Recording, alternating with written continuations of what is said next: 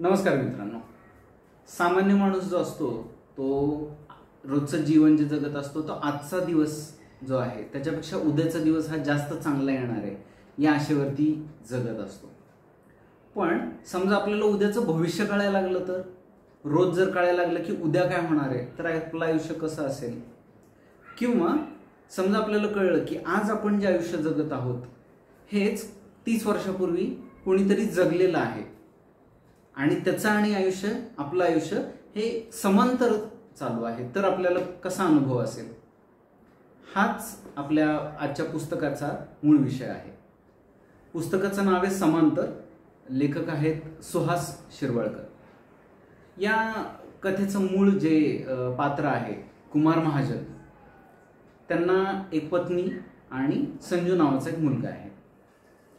वाफगावकर हा त्यांचा अतिशय जिवलग असा मित्र आहे, त्यांच्याच ऑफिसमध्ये काम करणारा आहे. कुमार महाजनांची परिस्थिती अतिशय मध्यमवर्गीय आहे.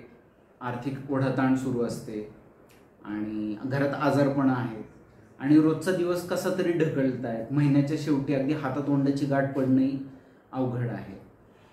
ह्या सगळ्या परिस्थितीला ते कंटाळलेले असतात आणि याच्यावर उपाय म्हणून वाफगावकर त्यांना एका स्वामींकडे घेऊन जातात.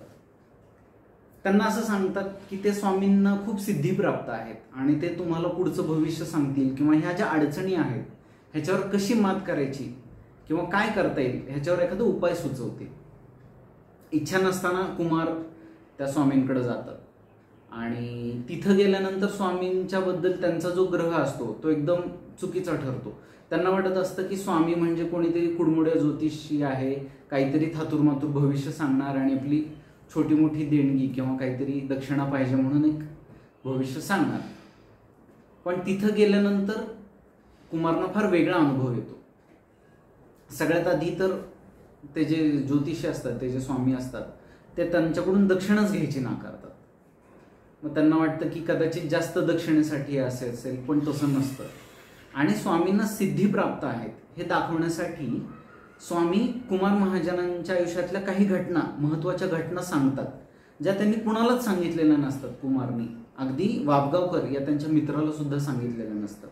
मग कुमारची खात्री पटते की हे स्वामी नक्कीच यांच्याकडे काहीतरी सिद्धी प्राप्त आहेत आणि हे भविष्य सांगू शकतात, भविष्य ओळखू शकतात.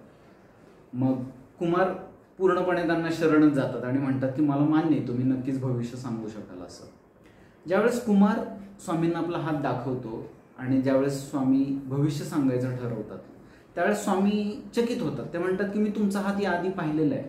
पण कुमार म्हणतात शक्यच नाही, तुम्हीच काय, मी आयुष्यात कधीच कुठल्या ज्योतिषांना हात दाखवलेला नाही आहे.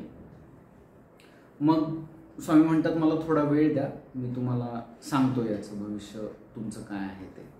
आणि मग बराच अभ्यास केल्यानंतर स्वामी सांगतात की 30 वर्षापूर्वी एक माणूस माझ्याकडे आला होता, त्याचं नाव आहे सुदर्शन चक्रपाणी आणि त्याचा हात आणि तुमचा हात तंतोतंत जुळतो.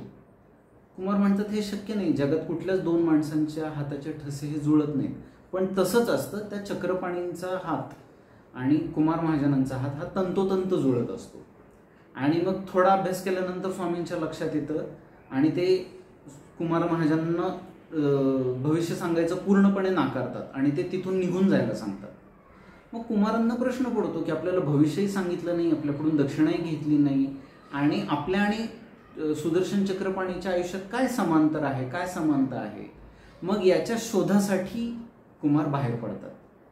त्यांना ते चक्रपाणी कुठं भेटतात, कशा अवस्थेत भेटतात आणि त्याच्यातनं कुमारांना काय फायदा होतो, काय तोटा होतो, हे सगळं जर जाणून घ्यायचं असेल तर ही कादंबरी, हे पुस्तक तुम्ही नक्की वाचा. समांतर सुहास शिरवाळकरांनी लिहिलेली आहे. आणि या कादंबरी किंवा हे पुस्तक वाचण्यामागची 2 प्रमुख कारणं जी मला वाटतात ती मला इथं नमूद करायची आहेत.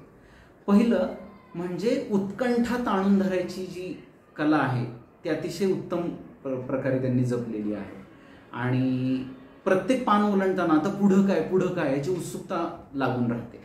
हे पहिलं कारण. आणि दुसरं, हे जे प्रमुख पात्र आहे कुमार महाजन, ह्यांचं आयुष्य सुख आणि दुःख ह्याच्यावरती अतिशय 2 टोकाला हिंदोळे घेताना दाखवलेलं आहे. म्हणजे ज्यावेळेस कुमारचं आयुष्य अतिशय दुःखद चाललेलं असतं आणि असं वाटतं की संपलं आता, त्याच वेळेस कुमारचं आयुष्य हे सुखाच्या शिखराकडं वाटचाल करायला लागतं.